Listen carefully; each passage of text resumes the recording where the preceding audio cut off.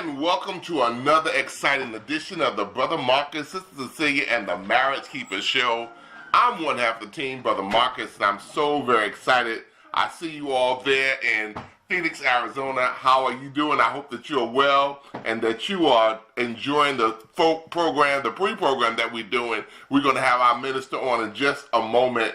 I feel so glad to have you all in the studios with us. We're trying to work through these technical glitches that we have in, but I'm just so excited about what God is doing, and we will get to this level. I believe that with all my heart, before Savior's Day, you will get to see us, and we will be on this program together, and we're so excited about having a chance to do what we need to do. Tonight, our wonderful guest is none other than our student minister, Charles Muhammad, who is the Phoenix, Arizona representative of the Honorable Minister Louis Farrakhan. We send greetings to his beautiful wife, Sister Catherine. She's also a marriage keeper with us. And my sister Reva and brother Reginald, thank y'all so much for always pushing and representing your wonderful minister. We love him and we thank Allah for him being on this program. And next week we will be out there in Phoenix, Arizona to represent on the singles track as well as the marriage track. And we are looking forward to a beautiful time. I want you all to join me in welcoming my beautiful wife to the program. She's always there and helping us when we need help. And that's the purpose of a wife, to help you. And so I thank Allah for her. Sister Cecilia Muhammad, who is my wife of 26 years. Sister Cecilia, assalamu alaikum. How you doing, ma'am? Assalamu alaikum. Doing fine and well by Almighty God's grace and permission.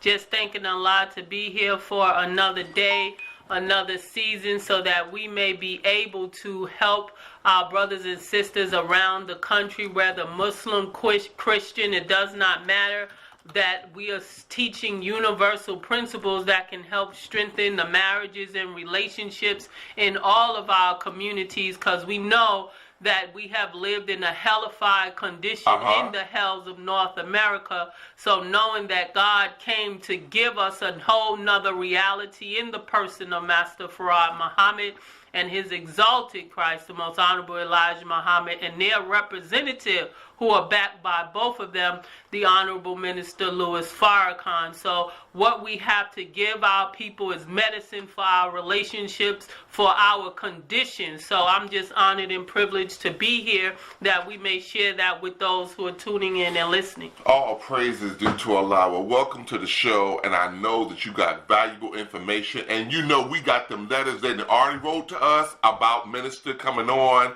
and they want in on this conversation. So we're gonna get to those letters in a few minutes, because we got some couples who are ready to break up, and they have written letters, and we're gonna read their letters on the air, because we want to represent. We want to read them to our minister, because we want to know what he thinks and his counsel to them, because he, of course, gives us wonderful counsel from his lips every time he speaks to us. And so I see my sister Karima's on. Praise belongs to Allah. Sister Karima, I want to welcome you to the show. How are you doing today, ma'am? Assalamu alaikum, family. I'm doing great. Thank Allah and His Christ. Oh, how doing? Praise belongs to Allah. We are wonderful. We feel real good. They have a whole smorgasbord set up in the city of Arizona. They have I see all kind of pastries and whatnot. Food. Oh, wow. Yeah, they getting ready for us. And this was a social event that they pulled in, food and all kind of goodies, and I'm just so excited about. I can't wait to get there, because he's showing me the pictures now of what they are doing, what they have for the believers there in their city. All praise is due to Allah, Minister Charles. Yeah, praise belongs to Allah. That's wonderful. All praise. Sister, how you doing, Sister Karima? I'm doing great. Thank Allah and His Christ. I can't complain. We were well fed today at Muhammad number 15. Who taught there? And student minister David taught, and then our Southern Regional Minister, Student Minister Abdul Sharif taught, and brought the house down, and we were definitely well fed spiritually. So praise All to Allah. praise is due to Allah. I had the opportunity to go to Birmingham, Alabama, and I did okay. You know, all praise is due to Allah. They seem, Oh, get out of here. They seemed like they enjoyed it. I mean, it was so powerful. The replacement of the roof. I mean, no, it's just so powerful to be in different cities and to feel the spirit of the believers. They so hyped over Minister Farrakhan and the work that he's doing and the work that we're doing to help him in Birmingham, Alabama. And Minister Tremont is just a wonderful gift. And I thank Allah for him and what he's doing for us. And all praise is due to Allah. We want to tell everybody that the South is going to rise whether we want it to or not. And I thank Allah for our wonderful brother, Minister Tremont, being a big part of the rise of our nation all over the South. All praise is due to Allah. And we have a special congratulations, if I may, to Brother Nazel and Sister Lajata. They were... Oh, yes. Friday. All right. They made it. It was beautiful. Praise be to Allah. You had their beautiful pictures. I think that's wonderful, sister. I missed their wedding only because I had another appointment that evening, but I do thank Allah that y'all extended the invitation to me to come, because we are trying to encourage marriage all over the place. And so let her know that she can come to the marriage retreat now, because she ain't got no more singles, nothing. And I want to let y'all know that next week we have a beautiful announcement. We'll probably make it right from Phoenix, Arizona, but the marriage retreat is on, and my daughter's putting together the final touches to it, and we'll be able to announce it next week, because we have to work on this thing called marriage. And it is a beautiful thing. It's a beautiful institution, and I think that if we work together, we can make it happen. And so I thank Allah for all of you being on the line. I hear my brother Manatee. Brother Manatee, how are you feeling, my brother? Assalamu alaikum, Brother Mark. Alaikum salam.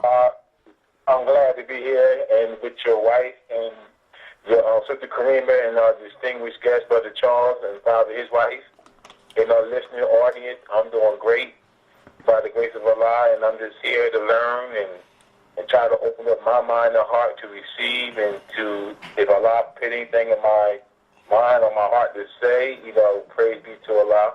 But like you said, we have to start and continue on the campaign of getting people married, but also once they are in the process of marrying, right, the torchlight burning. Right. Come on. But sometimes, it can get lonely, even when you're married with the one that you think is your soulmate. Wow.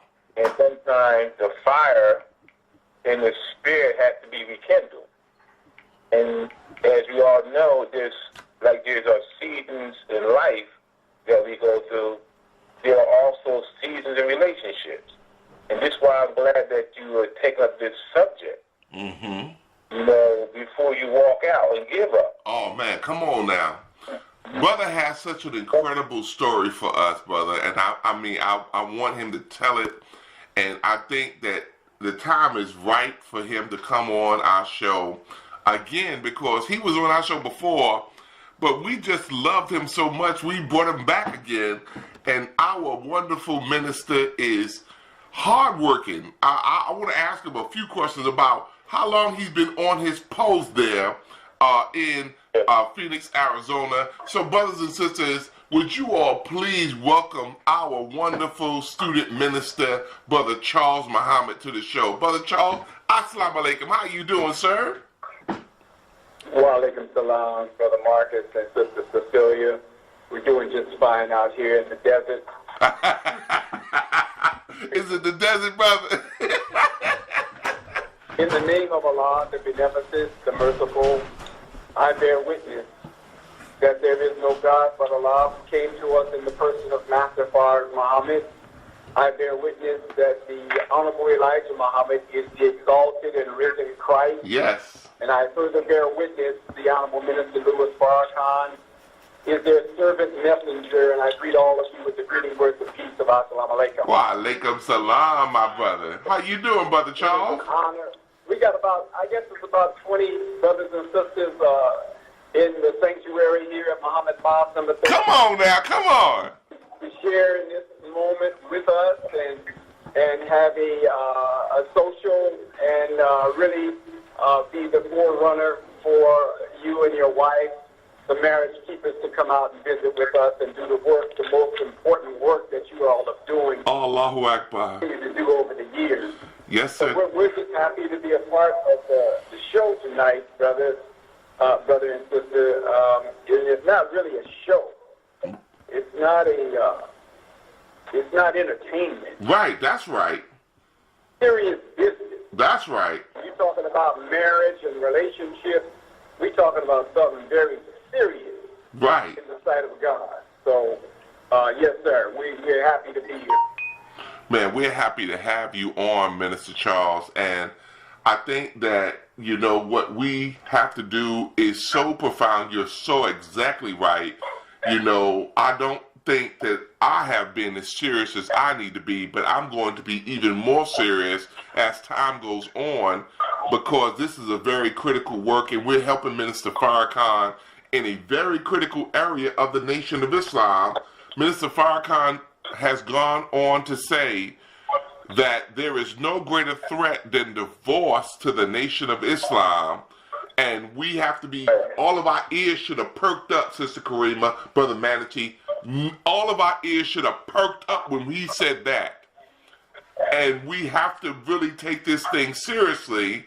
And I want to ask you, brother, you know, in talking about divorce, do you see much divorce out there in your mosque in the Western region at all? Yes, sir. It's prevalent. As the Honorable Minister Louis Farrakhan teaches us, whatever you find in our community, in the larger nation, you'll find inside the mosque. Damn. Because what's inside the mosque comes from the larger community, and we have to deal with those problems. So the guidelines on courtship, the guidelines on how we interact with one another, male and female, is very important. And that tends to slow down the problems that we incur as brothers and sisters, either courting or married, and in our relationships. So, yes, we see the same thing, beloved. When you look at 50% of the marriages failing, that's real, in and out of the nation. Damn. So it's a real situation, beloved. Man, that's so deep. That's so deep. So say, what you want to tell them?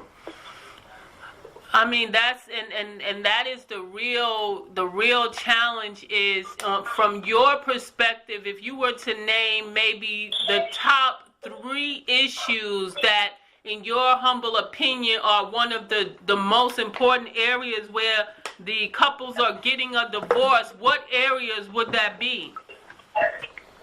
Let me name 3. One would be communication. One would be financial. Right.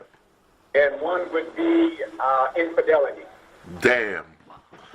Those are 3 major areas that are cause of divorce and problems in the relationship.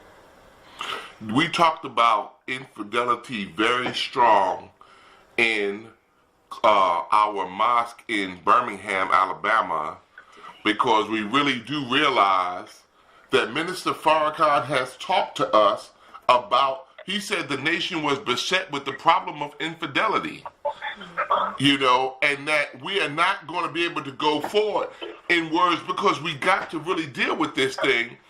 And I think as we talk today about you, I don't know if you were there actually at the point of divorce, but talk to us a little bit about what happened in your marriage and maybe what you had to face and how you overcame that. Well, let me say this. I come from a single family mother who raised 7 of us. For the most part, my father passed away when I was 11 years old. Okay.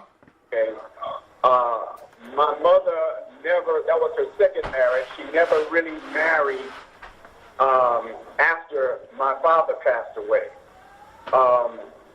But my example early on was my mother and my oldest sister. They were my example. They've been married for over 50 years now. Wow. And so that was who I was drawing from as an example of what marriage was. Now, don't get me wrong, marriage is not peaches and cream in a cakewalk. I mean, they argue to this day, but they love each other. Uh-huh. You know? But getting back to what Sister is asking is, when the easiest thing to do is to throw the towel in. That's the easiest thing to do. But to stick it out and to overcome. And my marriage is not what it could be.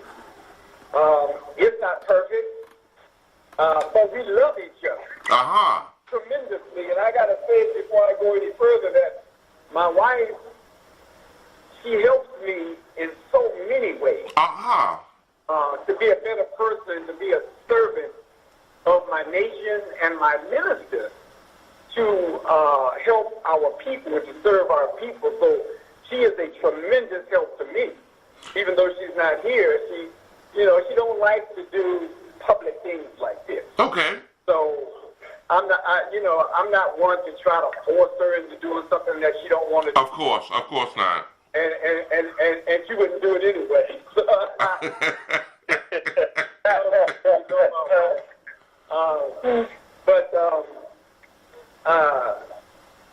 The problems that occur, especially for one who is in this mission, it takes a lot of sacrifices, and it takes a lot of understanding for both parties, male and female, because sometimes it is the woman, the sister, who has the post in the mouth, and a tremendous amount of pressure and trials is on her. And that happened in my marriage. My wife was a regional student MGT captain at one point. Uh-huh. And then on the other hand, when the brother has the post, it takes a lot of understanding, and I would say that when I realized that Allah had to truly be the center of our relationship for it to work, that I believe was the turning point. And I say to my wife, and we agree, that she can't love me more than she loves Allah. I don't love her more than I love Allah. Uh-huh. That is a healthy outlook. And when we can understand that and not be so egotistical or macho as a man, as men, to understand that she got to love Allah more than she loves me in order for this thing to work. Because I will fail her. Uh-huh. I will fail her. And I got to love Allah more than I love her, because she will fail me. We're fallible. And we make mistakes. But I would say that would be the key factor, beloved, for a strong relationship, that we love Allah more than we love one another, and we help each other in our role according to our nature. Wow. The nature of the female and the nature of the man is quite different. So when we understand that and help each other to balance, because the Honorable Elijah Muhammad teaches us that unlike attracts and like repels. Right. You could be alike one another, but there's something that is unlike you that attracted you to the other person. Mm-hmm. And when we're able to complement each other in that respect, then our relationship has a better chance of perpetuity. Wow, that's so beautiful, brother. And it's so honest. You know, a lot of people, they struggle with that. They struggle putting God first. A lot of people act like Sister Karima, Brother Manatee. They act like God is non-existent when they're going through problems. Have you found that to be the case? Say it again, sir. I'm asking, when they're going through problems, we find that people act like God is non-existent. They don't believe that God can help them out of their problems. And I'm asking Manatee and Sister Karima, what do you think of that? What did you find as you go through this? Well, Brother Marcus, being that we are emotional creatures, and throughout our studies of Allah, we really haven't come into the reality of who Allah is. Okay. But not only who he is, but those who represent him, such as the Honorable Elijah Muhammad and the Honorable Minister Louis Farrakhan.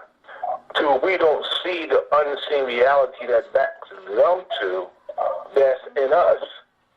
So when we come forth in relation and problems, we resort to our emotional reaction to the situation instead of depending on Allah and the God within us.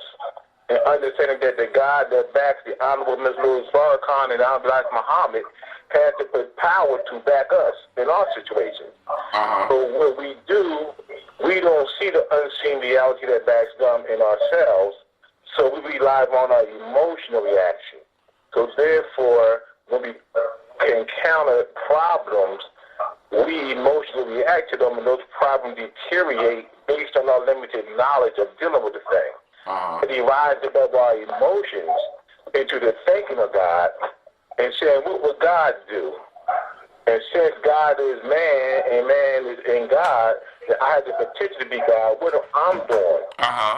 With the information and knowledge that I have to call on the God to have the desire and the will and faith in him to overcome any impediment that I'm facing in my marriage with my spouse, knowing that we can overcome. And that's what I believe part of the problem from my perspective is. Okay. Now, Sister Karima, brother, no, not Manatee, the brother Minister Charles said that men will fail you. Have you been failed by men? Yes, sir, and I'm sure there's someone else there that probably feel like I failed them. And 100 on that. But if I could speak to what Brother Manatee had the opportunity to answer as well. Okay, yes, ma'am. Having faith and really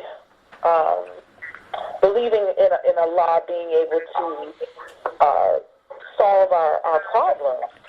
You know, the more trials that you have in your life, you know, I once heard, I think it was Mr. Sharif who was teaching one day, and he said, Allah puts us in circumstances that only He can come to our aid.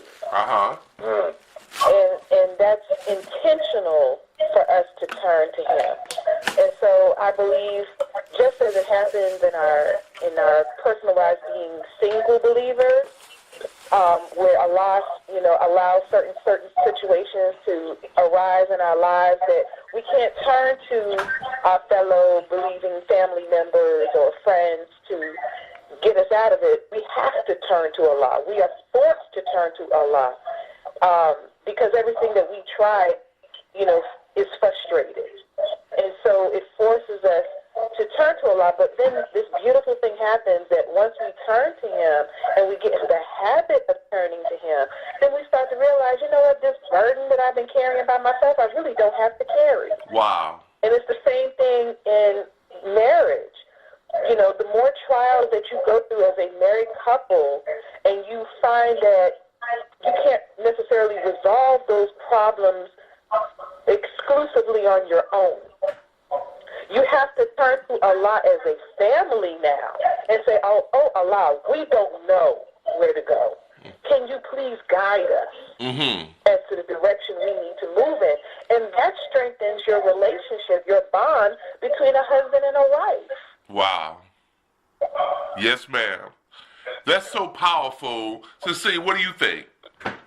I mean, it's uppermost necessary that we turn to Almighty God Allah, because we have heard from the Honorable Louis Farrakhan have said to us several times that if it was not, we are not, how did he say it? We're not enough for each We other. are not enough for each other, because again, if we really look at our divinity side, we don't deal with each other on the spiritual divine side. We deal with carnal. We're dealing with the emotions. That's why we're taught rise above the emotion into the thinking of God. When we're upset, when we're angry, we're going to say and do things that are irrational. And it's by calling on God to help us, especially for us as women, to stay our mind on peace, because our minds in less than a minute will run so many different things in our head in less than a minute of a disagreement,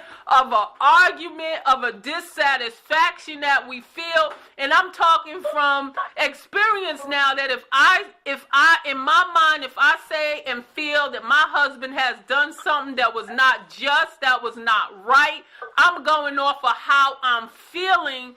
But I am learning that stop, Cecilia, call on Allah, pray and meditate, and ask Allah to give me the understanding of why he may have did what he did. And then after I calm my mind down, because it's calming our mind down, because it's how we perceive something is going to determine our reaction. Mm-hmm. So if we perceive it on an emotional level, it's going to go so many different ways. But if we perceive it and stop and think and say, okay, let me put myself, because this is how I process stuff in this last couple of years with me and my husband.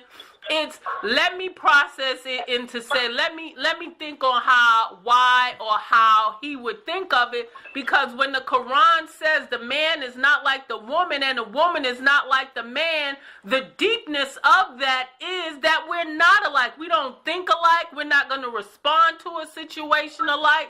So then we got to think on, okay, we know what the nature of our husbands are, the nature of a man. Okay, let me think on how he may see this. And then when I calm myself down and give myself a couple, maybe an hour or so before I respond, then now I calm down, then I'm going to say, okay, after I do, again, go into Allah first to bring my mind to a level of peace. Because if we don't bring peace to our minds immediately, that's where the problems come in at, because we go Negro real quick.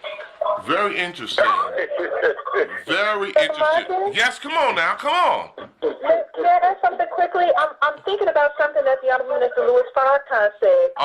When he shares with us, when husband and wives have disagreement, he said, who best to go to than Allah, who is closer to each one of us than our own jugular vein? Wow. To resolve conflicts between each other. Mm-hmm. So that is our resolution, especially since, we may be having a disagreement and we exhaust all the communicative techniques that we've learned.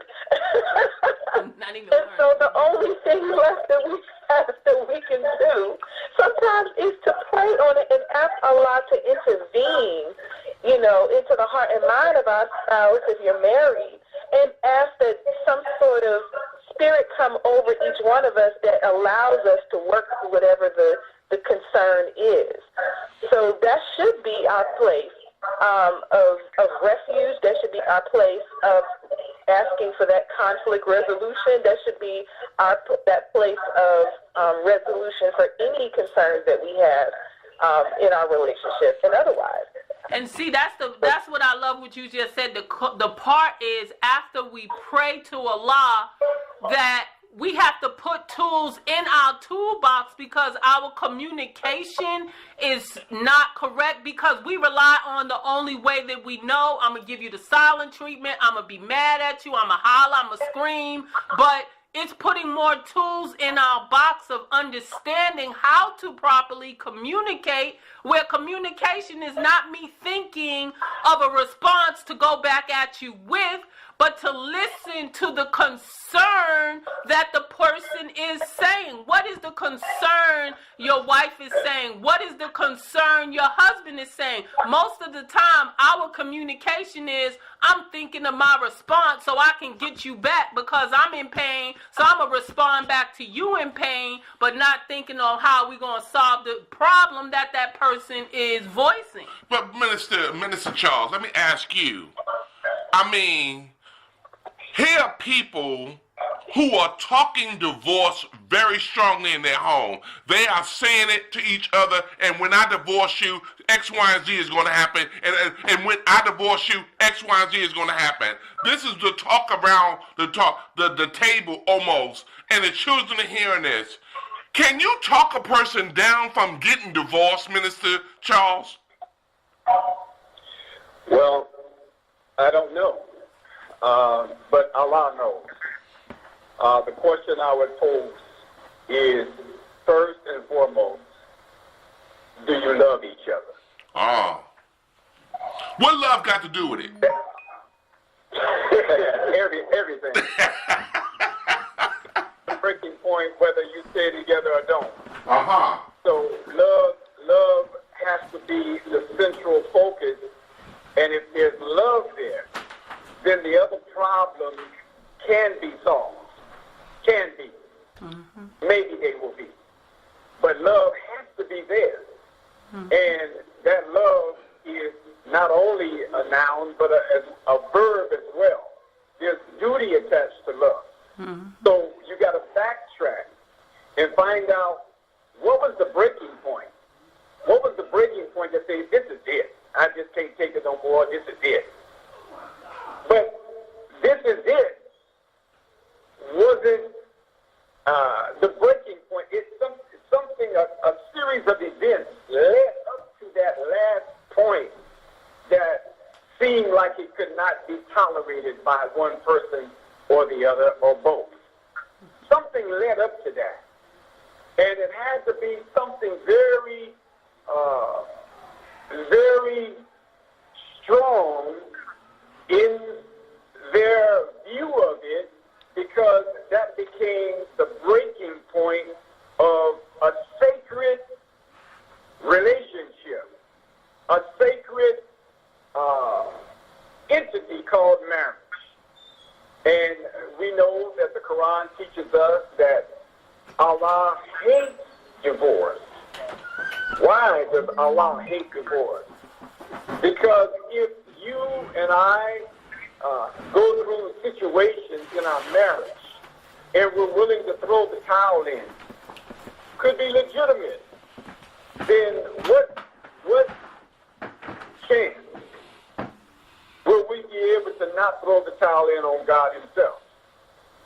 If we look at our mate and see God in her and see God in him, then that should be the focal point for us to draw on. You know, but as far as talking somebody off the ledge of divorce, I would ask that question first and then try to get to the root of the problem that used the proverbial saying, the straw that broke the camel's back. Because that's a deep thing, Minister, you know, and I've been in situations, in fact, 2 weeks ago, you know, we had a situation where a brother and his wife came in the mosque and they were talking divorce and they had the papers ready to sign them. And we talked to the brother as passionately as we could. We talked to her as passionately as we could.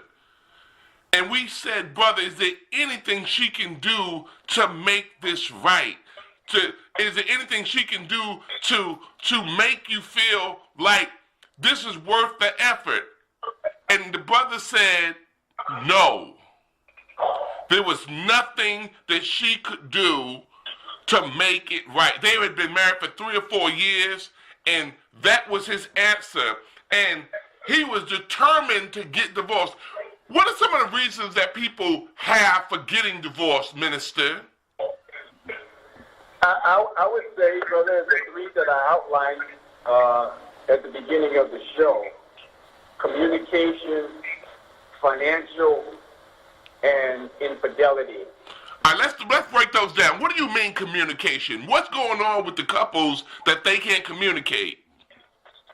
Well, sometimes, we can say a whole lot by not even opening up our mouth. Damn. There's a silent communication, a language, you might say, of body motion, facial expression, and creating an atmosphere of coldness, being cold toward one another, shutting down with one another. You ain't opened your mouth, but you're creating an atmosphere of cold, and it's just the atmosphere of love and appreciation for one another is just not there. That's a form of communication. So that kind of communication sends a message, and the partner picks it up. And so that's one of the aspects of the a problem in the relationship. Now, you said the other thing was that finances. What happens financially to people that they're not even talking about the finances of the marriage? Because you can't run a marriage off of love. You got to have money to do it. Sure do. You definitely do. So in a financial situation, the basic principle of finance in a home is to be able to bring in more money than you put out. Your expenses can't be more than your income. Otherwise, you're always in debt. And the best way to look at your financial picture is to put it on paper. Put it on paper and see where you stand. A lot of us don't even want to see it because we know we're in the red, But that is the best way to get a financial snapshot of your reality. And, the first thing about getting out of a hole that you find yourself in, the first thing you got to do is stop digging. Damn. Stop digging the hole. Stop spending. Stop throwing your money away. Understand what you're spending your money on. And I'll say it like this. I married a couple in Los Angeles some years ago. And they were married 2 days. Damn. Let me tell you what happened. Come on. The sister, after the marriage was consummated, the sister said to the brother, we married now, you the man, you got to take care of me, I'm quitting my job. Oh, wow. Damn. Straight like that. That's real though. That's how we think. The brother threw the towel in. Straight like that.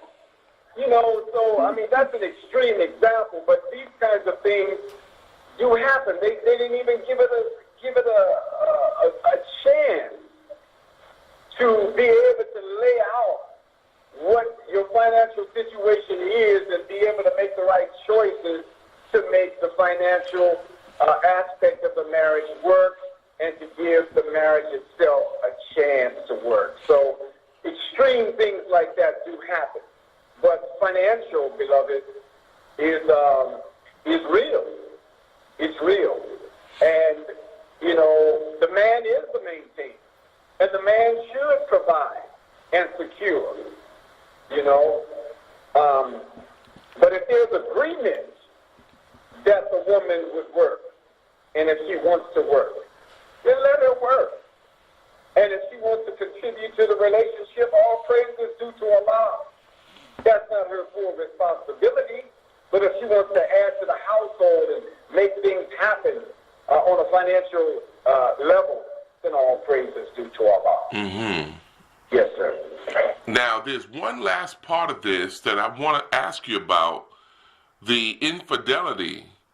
thing is just so big now, and we're almost brazen with it. We almost like, I'm involved with another man, another woman, what have you. First, let me ask you: is it happening more on the sister side, or is it happening more on the brother side? I would say, and I don't have any statistics on this, I would say it happens more on the brother side. Okay. But I'm not, I don't know. But I would say that because of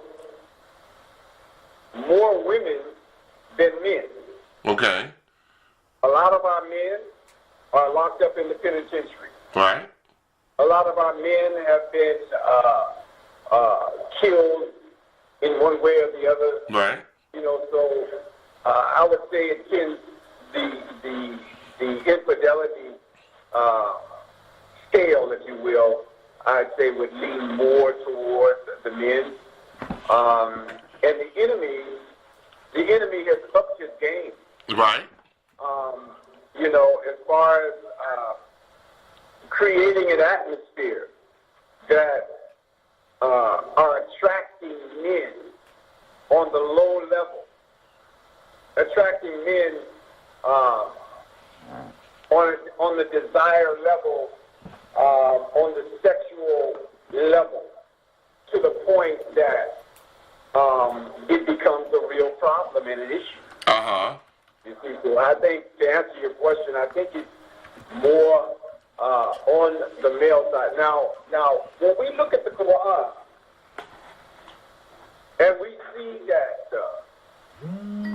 that polygamy was allowed, right, to satisfy a social condition during the time of Muhammad, so that the men that were killed in battle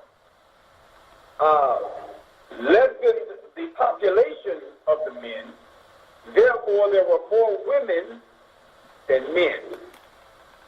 So the injunction came to the Prophet, peace be upon him, that the men could have more than one wife. Well, we're not at that level in our nation at this point. Right. However, there have been some brothers who have gone down that road. Okay? I'll stop right there. Okay. Yes, sir. That's something else that, at another point we'll deal with that. But I want to say that the minister said the nation was beset with that problem. That this is something that we got to talk about at some point, this problem of infidelity, and I want to ask you, how do you keep your relationship with your wife strong in the face of all the stuff that you deal with? What do you do to keep your relationship intact and strong and right? Well, first of all, it takes discipline. The man has to be disciplined as well as the woman has to be disciplined. You and I have to uphold the restrictive law that gives us guidance to navigate through the minefields of the enemy's world. Okay? So when you have the discipline to be able to withstand the temptation, number one. Number two, to be able to use the wisdom of God to mine, not M-I-N-D, but M-I-N-E, the value that is in your own spouse. To have the wisdom to go into her mind and to be able to bring out of her what God put into her for you and the community. That will keep you away from being going into infidelity. That's wonderful, brother, and that's something we certainly hope that the people are listening to, because as we were saying in Birmingham, it's got to be more than just hearing the word. We got to stop feeling good about hearing it, and we got to become doers of the word. And so what you're saying tonight is wonderful that we're hearing it, but we got to do what you're telling us because that's very powerful. Brother Manatee, what do you think as you're listening in tonight? Well, Brother Student Minister Charles, he tapped in a lot of things.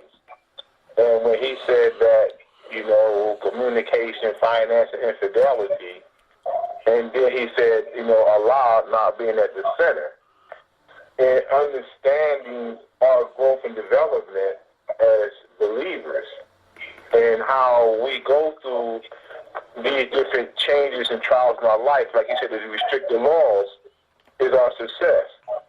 But at the same time, we have to constantly train and condition ourselves.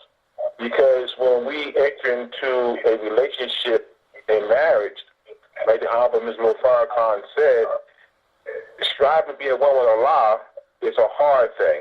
It's struggle and difficulties. But he replicated that in us being in relationship with each other. Mm-hmm. That is a difficult thing.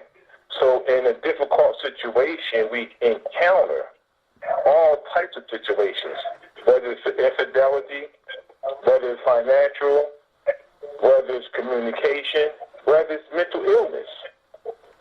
And a lot of our root cause of our problems, even infidelity itself, can probably trace back to some type of mental or behavioral issue or emotional problem in our lives or in our family life.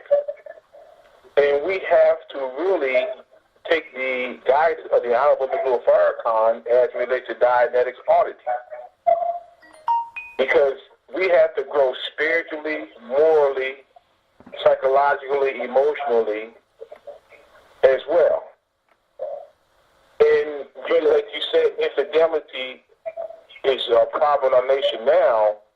Around 13 years ago, the Honorable Minister Louis Farrakhan addressed that when I thought it was at its height.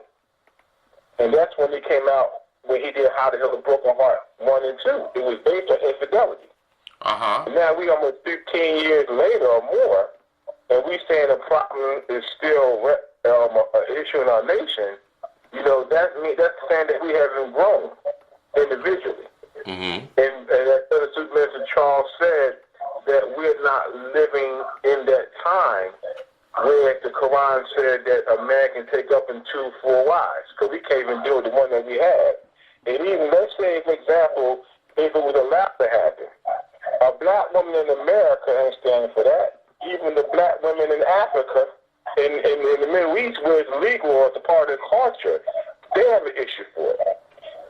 So we have to really, look with self-examination, self-analysis, self-correction, and look at individually, myself included, from a moral and spiritual and emotional, psychological perspective, and understanding these are all things that we encompass in marriage. Like you said about when the brother got married, the sister 2 days later, she quit the job, he was out.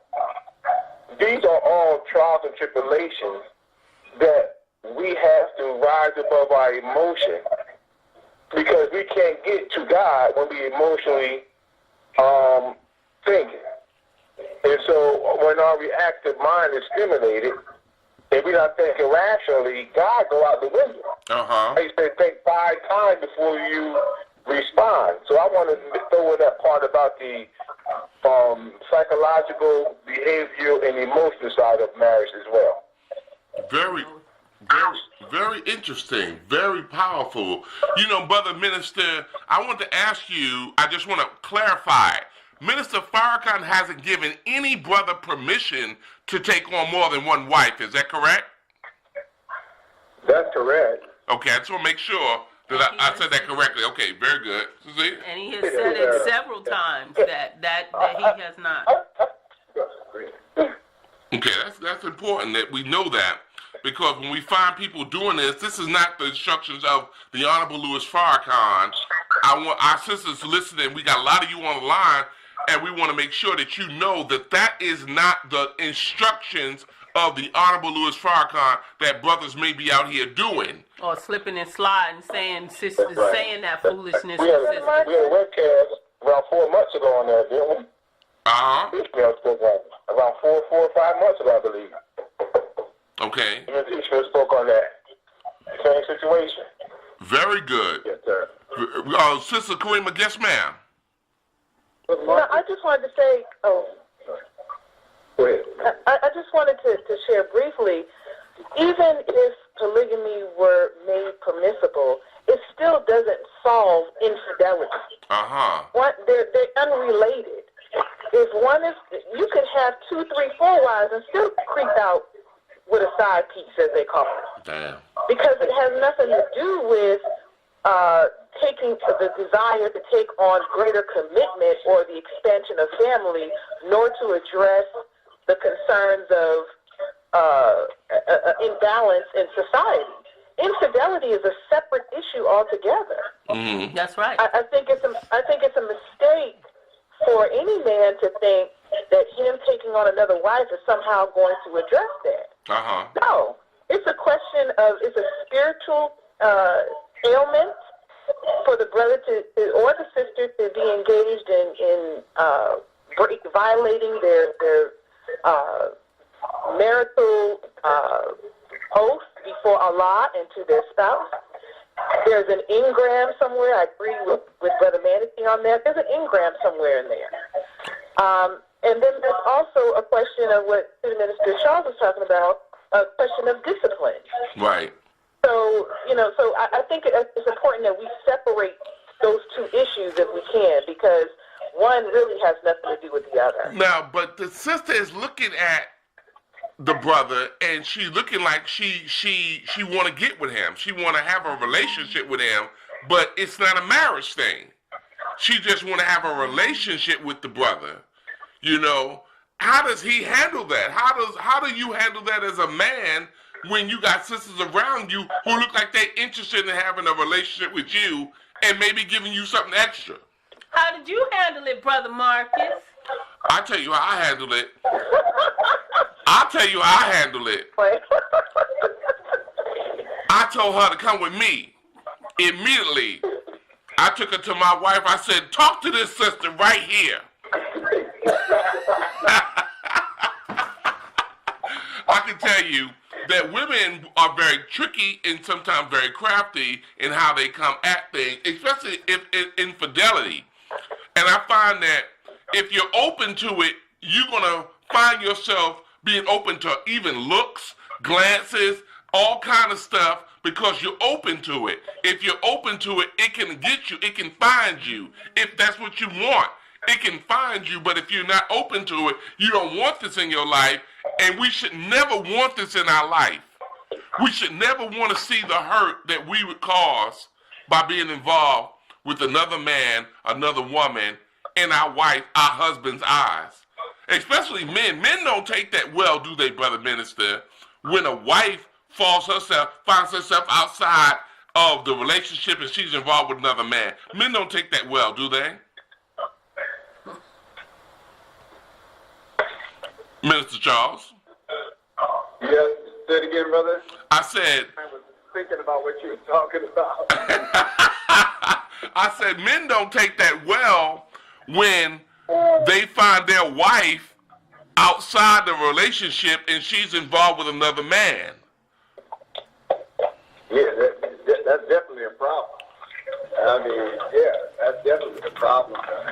Yes, sir. All praise is due to Allah. What I see also, brother, that can contribute to a problem in the relationship is blended family. Oh yes, we're gonna talk about that. Where you have children from previous relationships that are now a part of this new relationship, and how are they accepted by both sides? Mm-hmm. And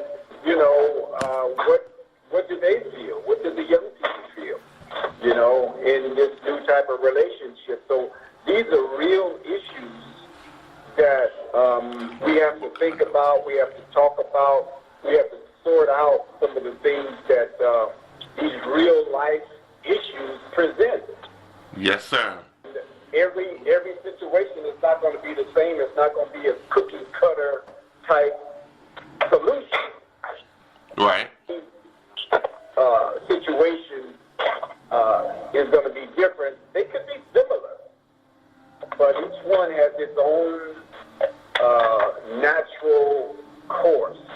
Very interesting. Very powerful, Brother Minister. Very powerful. Go ahead. It has its natural beginning, and it finds itself in the state that it's in when the two individuals come together, and whatever that situation may be, it has to be looked at carefully so that justice can be given to the children as well as the adults that are coming together in this new relationship. Wow. That's so powerful. We have a book coming out this Savior's Day for unblended families because we had to address it because we have so many people come to the marriage retreat and they are in blended marriages. They're in blended families, and we have to address this. This is a very difficult issue to address, but we found some tips that can help blended families, and part of it is the discipline, because you're going to have to address a lot of the stuff that goes on in blended families before you get married. Hopefully you'll do it before you get married, and you won't be in the marriage talking about, well, we need to talk about this, we need to talk about that. That's almost too late when after the marriage is over. You know, so you want to say something? Well, I mean, just from the comments we were just saying, the key, especially for us in the Nation of Islam, as we're striving to bring in a new reality for ourselves, for our people in the community, in marriage, knowing the sacredness of the union of marriage, discipline is our key component in our success as husband and wife, because it is our discipline that helps us to guide our moral behavior, our moral character, how we even interact with each other as husbands and wives, because it's easy to repeat and verbatim our teachings, but the other level of that is to make it come from our heart, from the inside out. And that's when we can see a different kind of marriage, a different kind of relationship, where a man can say, I've been married to my wife for 30 years, for 40 years, and neither one of us, by God's grace, stepped out of the marriage, because that was held sacred to us, and we guard ourselves. Just like we're the vanguard of our people, you're the vanguard of your relationship. Are you going to let an intruder to come into your relationship? You are guarding yourself, guarding your husband, guarding yourself to not allow that. And we always like to tell people, well, when infidelity or adultery happens, what is the first thing that had to start? Communication on a personal level has to start. You gave someone your phone number, and the conversation was not about business. It was not about the mosque. And so these are simple things that we can catch ourselves before the problem even starts. But she wanted to know about the final call. Give her the final call and give her a card to the sister captain in the mosque or study group. Or have a card where if a sister come up, here's my wife's number. She would love to talk to you further. Again, it's always with the mindset of making it be of moral character and uprightness, because it's easy, like Brother Minister Charles said, it's easy to slip. The strength is in keeping to your discipline. Very interesting, very powerful, very good. Minister Charles, I want to ask you, as we talk about this topic tonight, and we're talking, brothers and sisters, in case you don't know, we're talking about I was about to walk out on my marriage, and then this happened, and I asked Minister Charles, can you bring a person back who is ready to walk out on their marriage? What kinds of things do we have to say to people in that spirit who are about to walk out on their marriage, what do you say when a person comes to you and they tell you that they're getting ready to get divorced? What do you say to them? Well, one of the things is what I said before, is there love?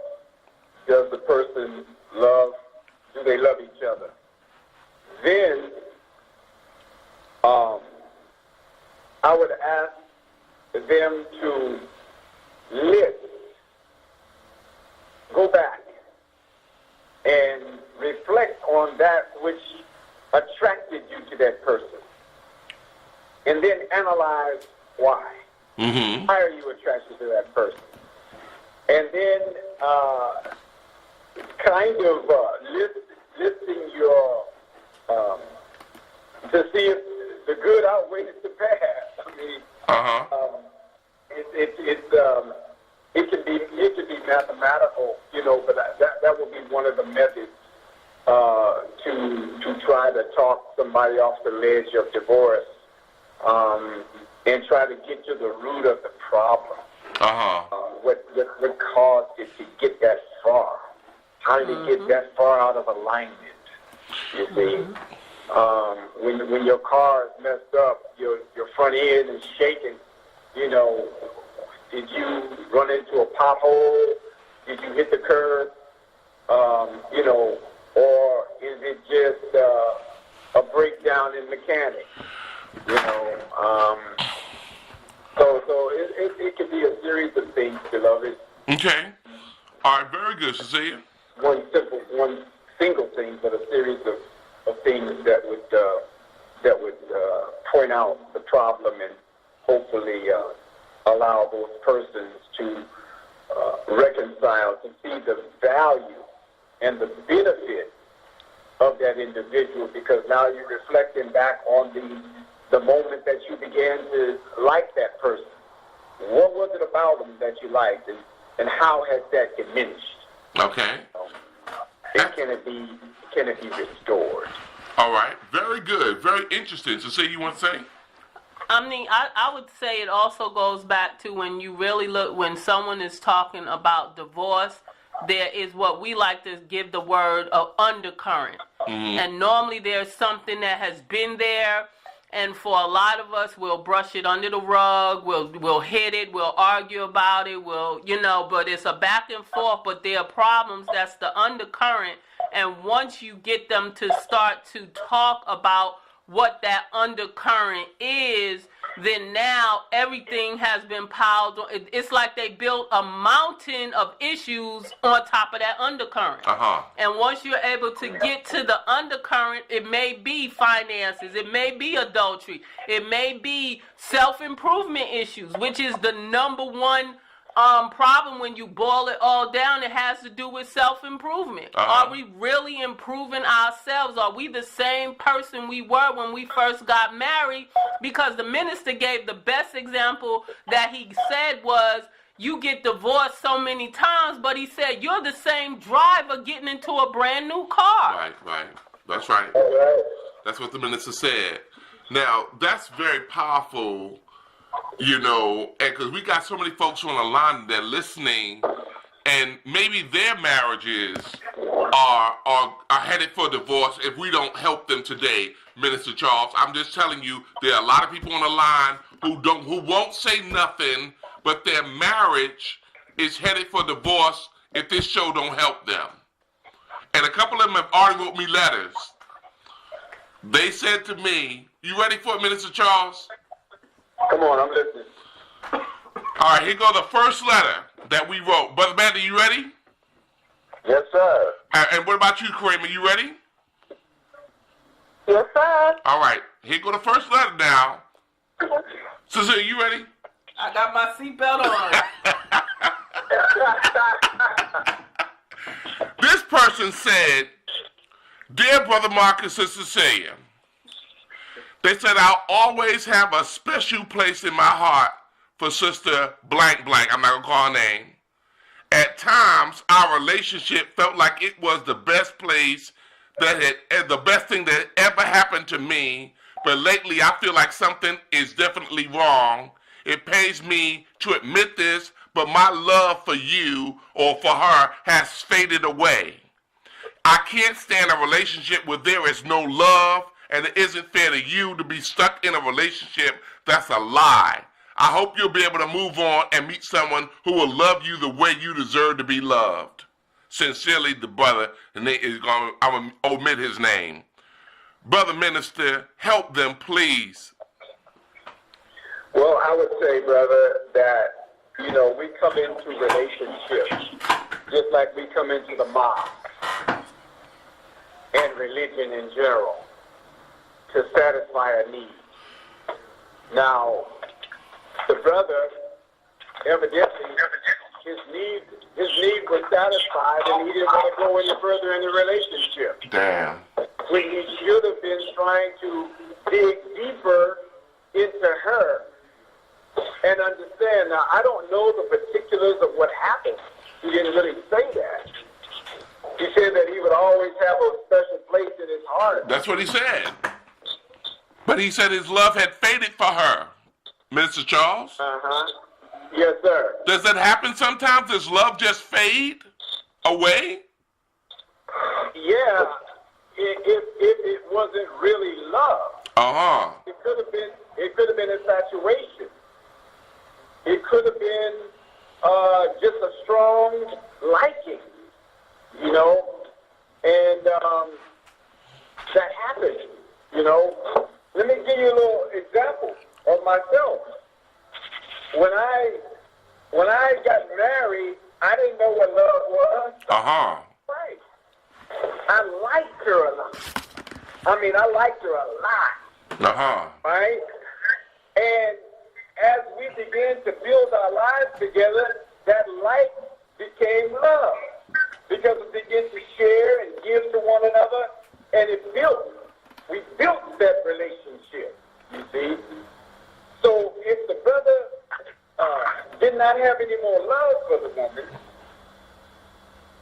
then he's got to go a little deeper inside and find out why, and was it really love in the first place?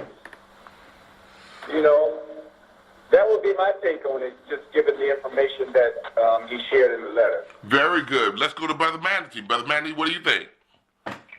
Well, like Brother Mr. Charles said, you kind of alluded to expectations. And sometimes when we enter a relationship, we have high expectations. And over a period of time, when our spouse doesn't live up to our expectation, we become disappointed.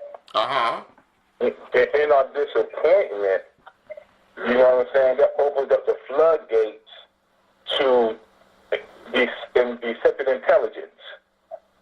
Because now we're in love from at one point when things were going according to plan, but now all of a sudden I'm kind of disappointed about something in that individual. Now my deceptive intelligence is telling me I'm not in love anymore. But we got to ask ourselves the question, what is love? Love is not only satisfaction, love is also disappointment. Love is also satisfaction, but it's also pain.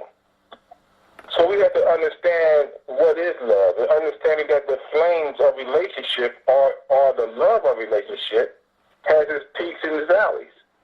Sometimes the flame kind of kindles because it might have been not children in the relationship at first, and y'all grew over years and had children.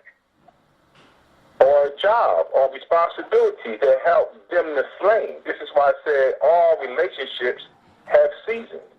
And we have to have the foundation and the root of the relationship to withstand any obstacles or storms that come in our path.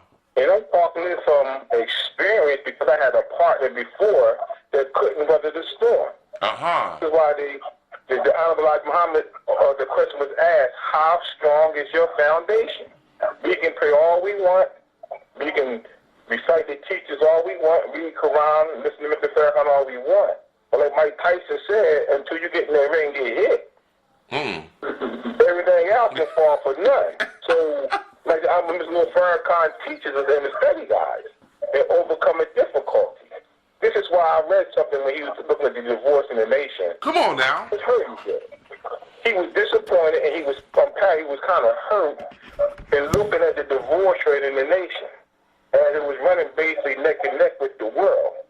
Because we have supreme wisdom, having three of the master teachers since 1930 amongst us, the Master Farrakhan Muhammad and the Honorable Elijah Muhammad and the Honorable Louis Farrakhan, and all the wisdom and the books and everything, and we want more.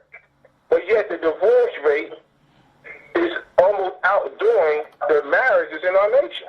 Damn. So if marriage is the foundational nation, and half of our faith, and the foundation of marriage is husband and wife, which equals children, how can we say we love our nation and we are practicing Muslims? Either we don't want to get married for every reason, or when we do get married, we quit. So we have to stop making excuses and understand that, the juice might not be worth the squeeze, but then once you squeeze, you get the juice, you about to go ahead and drink it all. Uh-huh. And being into sickness or health, rich or poor, better or worse, do death do its part. Wow. So that's something to think about. That's something that we hope that people are thinking about who are listening to this call. Let's go to you, Sis Kareem. You heard what we said about this person. He is breaking up with his woman here. He's letting her know that the deal is off. What do you have to say to heal their marriage? Or can it be healed? Well, of course it could be healed. There's nothing that's impossible when you take that to Allah. Uh-huh. I guess the question is, does he have the desire to feed the will to make whatever changes need to be made? That's a point of soul searching that brother is going to have to go through. But one of the things that comes to mind to me is, what is commitment?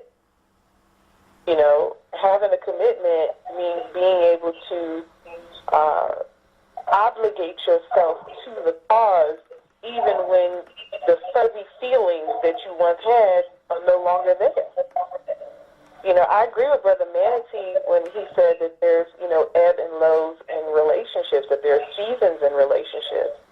And this could very well be a season. But if it's a question of, he had something that he needed filled or fulfilled, and she's already fulfilled it, so now he's wanting to leave a marriage. Wow. I think that's something that he's going to have to turn to Allah and really do some serious soul searching, because the truth of the matter is, I remember the Honorable Minister Louis Farrakhan said that we are all cut from the same cloth, so the same concerns and issues that you have with the woman that you are married to now is the same thing you're going to run into in your next relationship. Wow. If you don't resolve it, if you don't face it, if you don't confront it and resolve it. So, that's not a question for the wife. That's a question for the husband. Okay. He has to determine what love is. We're taught love is duty.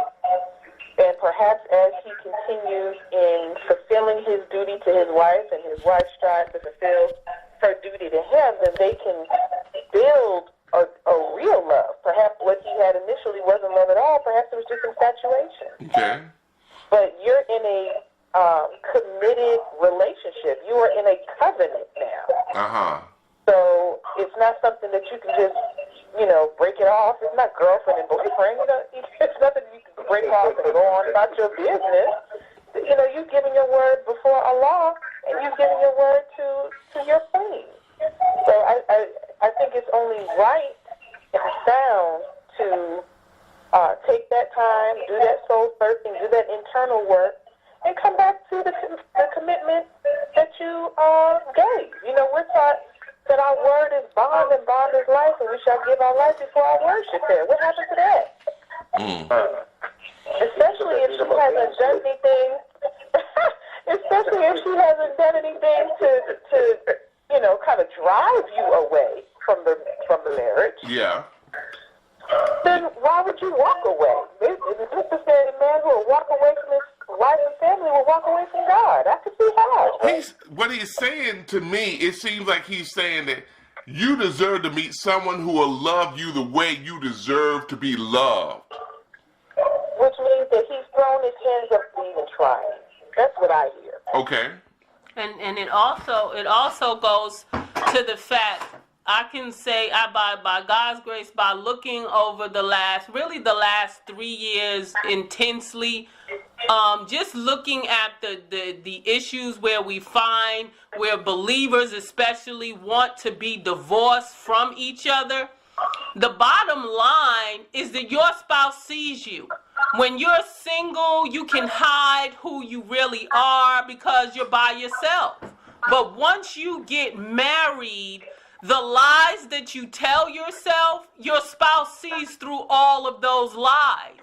So now you come to, and me and Brother Marcus in our 20th year, this is where we came to that wall. Where the wall was, your spouse is, like we say, if you are God and I'm a God, then we're in the workshop to become one, which makes a lie. So if we know we're not perfect, but some of us, our egos are out of control, we're very controlling, we don't want nobody to tell us about ourselves. We can tell you all day about yourself, but how dare you say anything about me to me?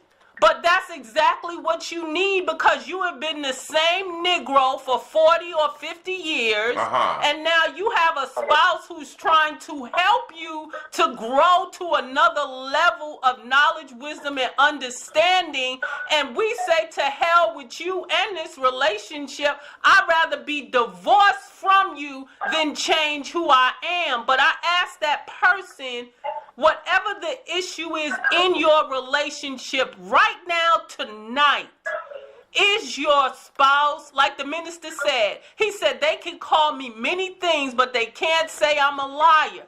Is your spouse telling the truth about you? Damn. And if they're telling the truth about you to you, then when are you going to decide to change the you that you've known all your life? Because after being married by God's grace for 26 years, it's through the trials and the tribulations, the pains and the joy that help the two of us to grow to another level that helps the love to grow. But if I refuse to stay in my own darkness, my own abyss, and just stay there and tell you to heck with you, but the point is your spouse telling you the truth? Wow. That's something to really think about, my brother. I hope that you take everything that we said to you under advisement. And you also can call us for counseling if you want counseling. We are available to counsel you at 770-256-8856. We can counsel you. You can get Minister Tony. You can get Minister And that's the other thing, as you saying, counseling. That's the other thing. Come on. That happens why divorces happen. We will have sisters call and say, we need counseling, but my husband don't want counseling. At all. And I said, sister, why? Well, he put on his pants the same way I put on my pants. What can he tell me? That's what they say. See, when we like that, then our relationships go. You are getting a divorce from your family, your wife, your children, because you are saying that no one can tell you anything. Anything. And then they going so deep as to say the Honorable Louis Farrakhan can't tell me nothing. I said, sister, you better run. Because when the man of God and your spouse don't see the benefit of the man of God guiding him, you have a problem on your hands. And I'm telling you, a lot of us are like that. A lot of brothers and sisters are like that, where nobody can tell them anything. We know so much that we can't be taught anymore by anybody, and I'm afraid that we're wrong on that. I got another sister who wrote a beautiful, it was a powerful letter. It's very short. I gotta read this to y'all because she said something in this that I think you need to deal with. Minister, you ready? Yes, sir. Okay. Here's her letter. Brother Mandy, you ready? Yes, sir. All right, Sister Karima, you ready? Yes, sir. All right, very good. So you ready? Yeah, I got my parachute on. All right, very good. This sister wrote a letter. It was really a note. She sent it in my inbox. She said, as I write, I already feel like I will regret this note to you forever. She said her husband brought her joy like no other man could ever at a time that she needed it most. She said to him, you brought out the best in me by simply being you. Your love has lifted me to the greatest heights imaginable. She said, I'm deeply hurt and my heart will undoubtedly be scarred because we can't be together. I don't think I'll ever find a love as true as ours, and I'm sure I will never even want to try. Although you can't take me with you, I'm giving you my heart to keep forever. This is what she said to this brother. She said, cherish it as you have cherished me, and we'll always be together. So this is the brother leaving this sister. This is the brother leaving this sister. We got so much of this going on in our nation with abandonment. That's one of the next shows that we're going to do. Abandonment. You're leaving the children. You're leaving the wife. You're leaving the husband. You're leaving the children. And you're going on about your business like it ain't nothing. Like you don't care about nobody in the relationship. Minister Charles, talk to this person who is hurting deep down inside for what her husband is doing to her. Talk to her, please. That's a rough one there, brother. Sometimes we can be unevenly yoked. Uh-huh. And, Allah says, well, the Bible says, two to be laying in the bed together, He don't take one and leave one. Uh-huh. Two to be working in the same field, He'll take one and leave one. Two will be grinding at the millstone. You know how we like to get out there and grind for the money, right? Right. Grinding in the same environment or the same field of endeavor. And He will take one and leave one. Mm-hmm. The question is, did he really believe and did he really love like he said he did? Wow. And the sister has to realize that you can't give a man that kind of love.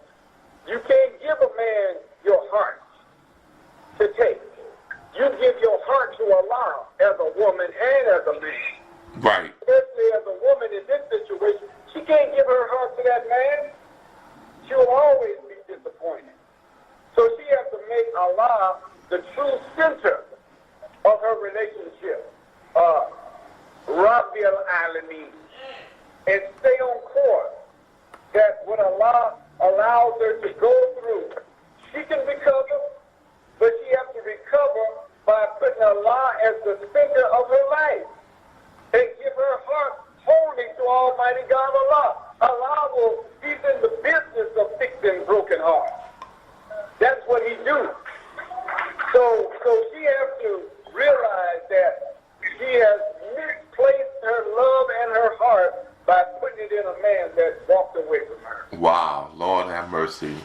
And it's so easy to do. It's so easy to do, y'all. It's so easy to do. To love like we love, and we love so deep, Did she love him too deeply, Sister Karima?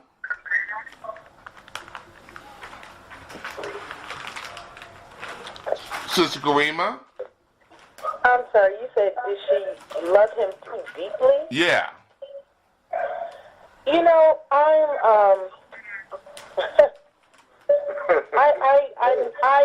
I know the experience of abandonment on many different levels. Uh-huh. And I agree with what Senior Minister Charles shared a moment ago about, in essence, making Allah sufficient. But I guess my question is, what does that look like?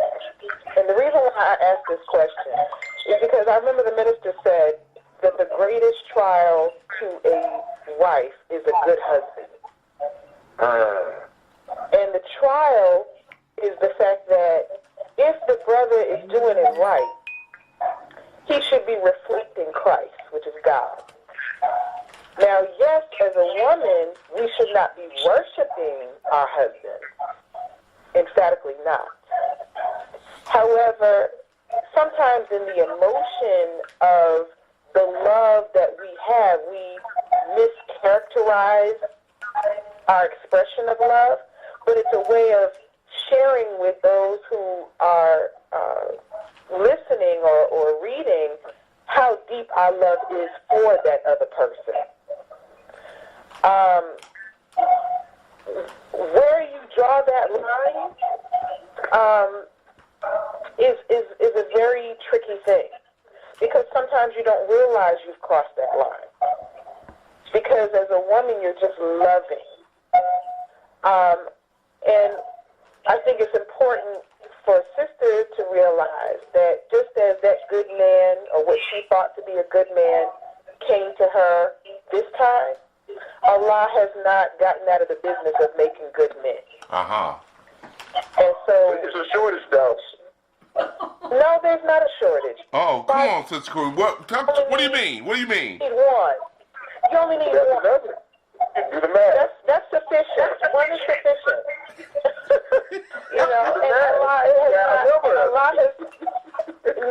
no. Allah, you know what? I think that's probably one of the greatest myths that we could tell each other that destroys our belief in Allah. Either we believe Allah has the power to make men for us, or we don't. You don't need several men. You just need one man. One good man. That's it. And he has not gotten out of the business of making men. Wow. And he certainly hasn't gotten out of the business of making men into gods. Wow. Very So I don't believe that. I don't fall for that. And I think the more that we internalize that as women, the more desperate we become, and we end up in situations that are toxic to us. Very powerful, Sister Karima. But I just wanted to say, just to the sister, I understand the feelings of loss, and it's going to take time. That is a process. Because even making Allah sufficient is a process. It's a process. It's a process.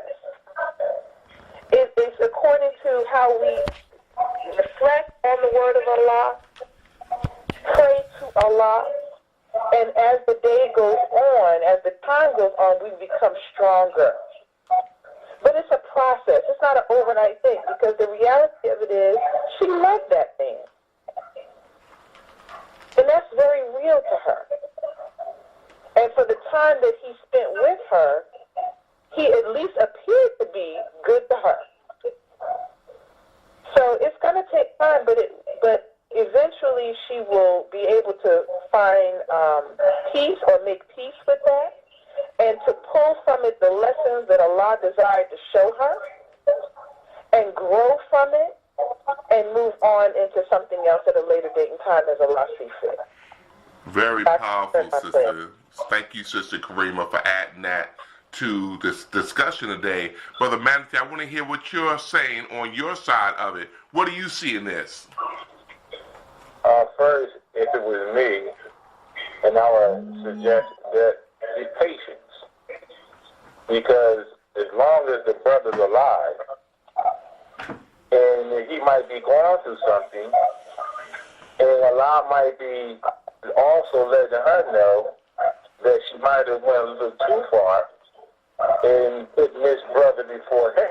Because we know we serve a jealous God. So she might want to be patient to see what Allah is telling her. Or Allah might be showing her, even though you pray for such a one that you can love, and I gave you that one who you can love the way you want to love, but that's not the one that I want you to have. So sometimes some people are not with you because they're not joined with you. You can put crazy glue all together, it won't stick. Because God is showing you that they're not tied to the divine purpose of life. You know, so we have to be cautious And when you're going through that emotional stage, because we don't know what Allah is saying. But right now, if she can do is be patient and build a relationship with Allah and ask Him to guide her through this time of trouble and let Him reveal to her what He wants her to see. Wow. Yeah, like you said, the brother might be going through some things in his life to where he just going through that he might have abandonment issues himself. Wow. So patience. Very, Patience. very powerful, Brother Manatee. And a lot of us do have abandonment issues with our fathers, with our mothers. You know, parents that just left us on somebody else's stoop for 2 or 3 hours, 6, 7 hours, 9 or 10 hours. And we had to play and do whatever we could do until they got back to wherever they was going. If they came back. If they came back. So you want to say before we get this thing going on? I mean, it's powerful. The trials are going to jar, the trials in marriage are going to jar us back to reality because, again, if you do have a good husband, you can slip into looking at him as a God besides Allah, and that's very, very real, and vice versa. And so the trial is there to as they say, slap us back to reality, that there's a God that's above our spouse. So that's, I would, like I say to that person, you know, you have to look at how you're looking at your husband, and are you worshiping him like you should worship God? Man, damn, Brother Minister, that's a heavy thing. That's a great trial to have a one. Minister Farrakhan said it could be a wife that you're worshiping, you know, because he said if there were no decent women, or not that if there were no decent, no God, you would worship a woman. That's right. If there was no God, we would worship women. And I think that a lot of times in our relationships, men do worship women. We are constantly looking at women almost like in a godlike state, and we're not supposed to do that. You know, women looking at men like they're gods, but you know, in the sense that you know, like there ain't nobody above him. You know, but God is who He said He is. I want you, Minister, to just give us something to think about as we get ready to conclude with you. Tell us something about this relationships thing, and this topic that we selected, which was that we were about to get divorced. We were about to walk out on our marriage, and then this happened. Tell us something to make us think about. Yeah, what advice would you give? Well, my mind immediately goes to study guide number 9, which we just completed. And that is making Rabbil Alameen the true center of our lives. And when we can make Allah the true center, then we will understand that Allah allows us to go through certain problems. Not only our marriages, but certainly our marriages, to find out what is really inside of us.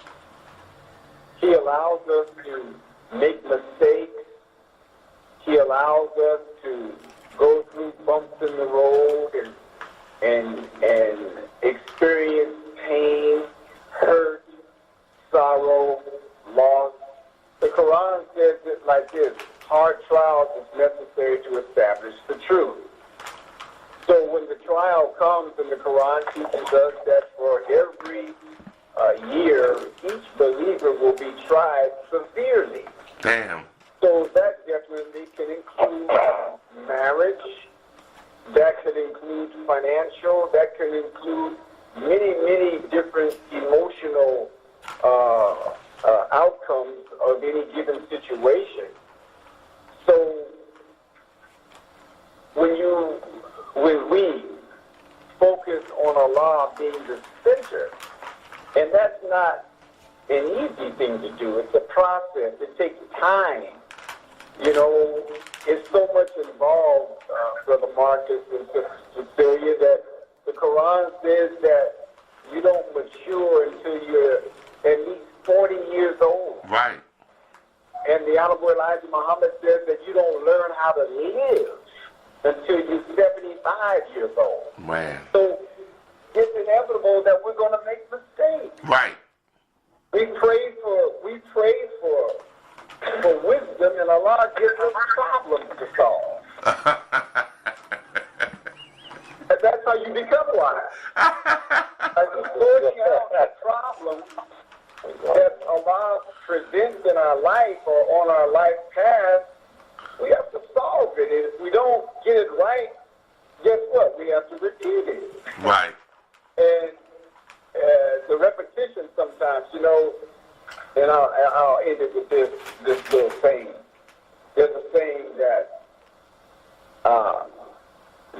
wise men learn from the mistakes of others.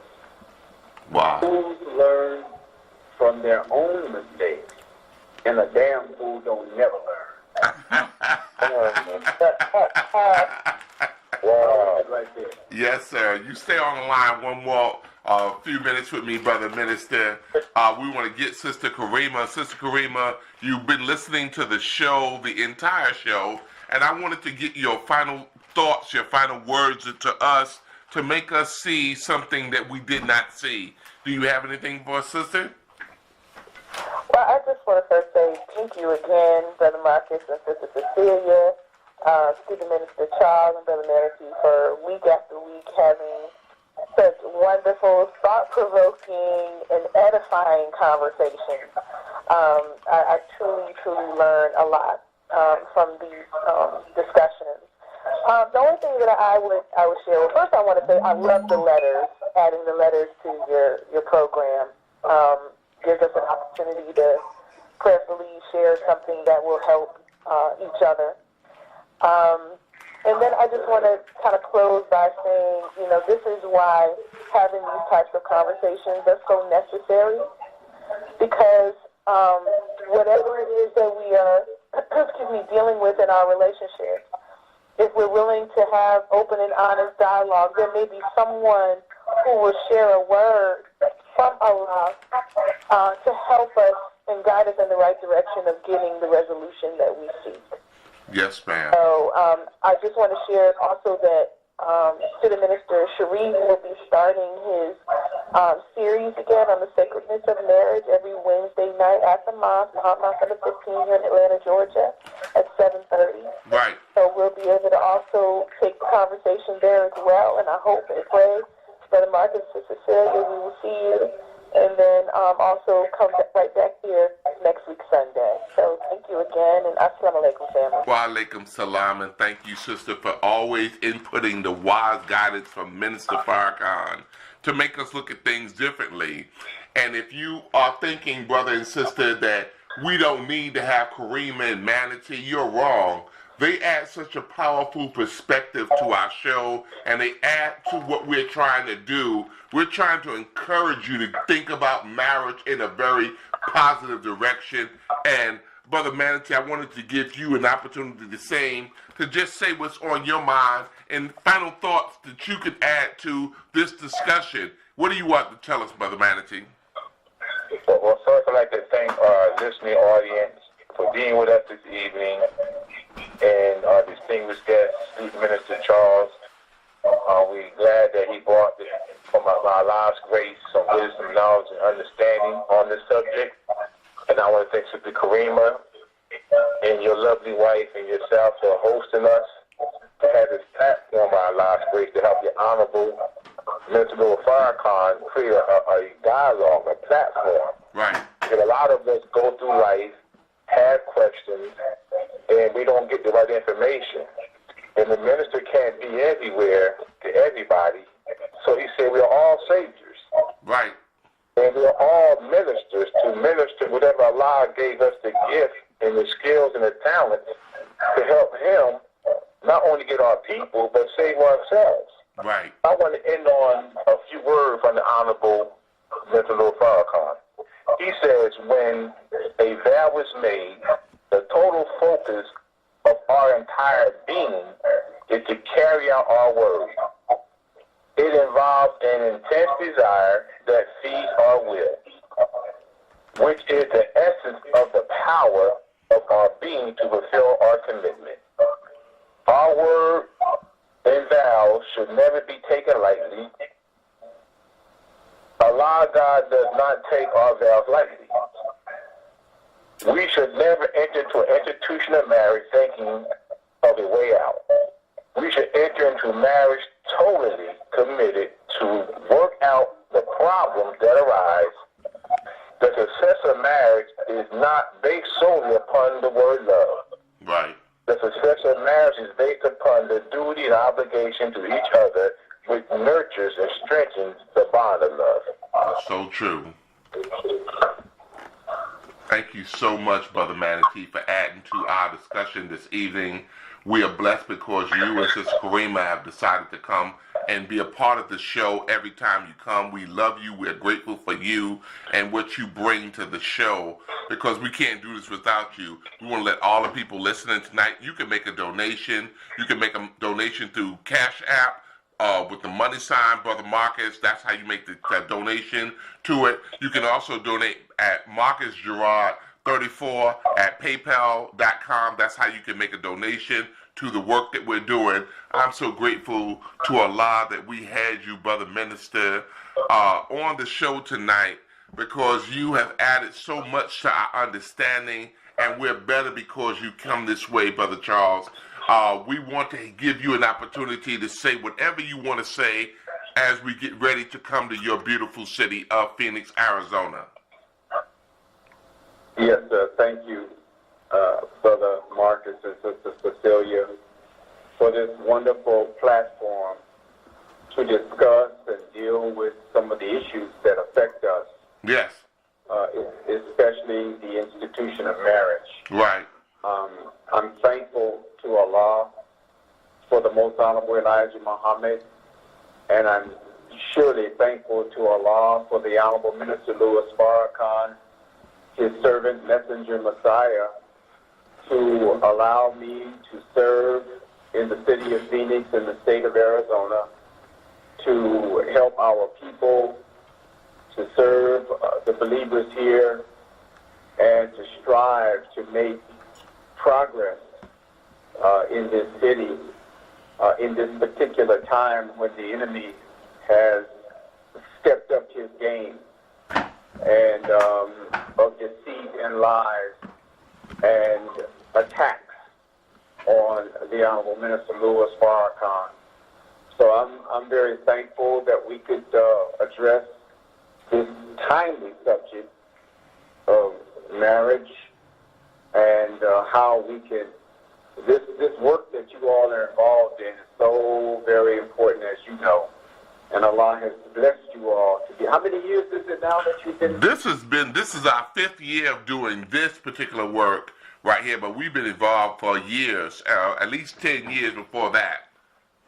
Yes, sir.